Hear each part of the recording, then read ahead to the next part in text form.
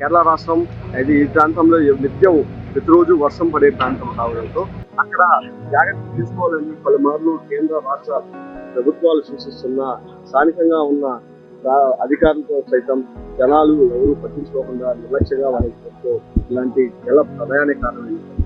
చెప్పల నుంచి వచ్చిన వరద ఉధృతికి అక్కడి నుంచి బండరాళ్ళు పెద్ద స్థాయిలో తుల్లుకుంటూ వచ్చి నీటితో పాటు సుమారు 5 కిలోమీటర్ల మేర ఈ మొత్తం మనకు పూర్తిగా కనిపిస్తున్న ఈ ప్రాంతం మొత్తం నివాసాలే. సుమారు 1000 కుటుంబాలు ఇల్లు ఇక్కడ ఉంటాయని చెప్పి అధికారులు అంచనా వేస్తున్నా అధికారికంగా ఎలాంటి ప్రకటన చేయలేదు. కేవలం 500 వరకు మాత్రమే జనాలు ఉండాలంటే 1000 ఇళ్లకు పైగా ఉన్న ఈ ప్రాంతంలో ఒక్కసారిగా రాత్రి అనుకోని విధంగా వచ్చిన ప్రళయం పూర్తి 4 గ్రామాలను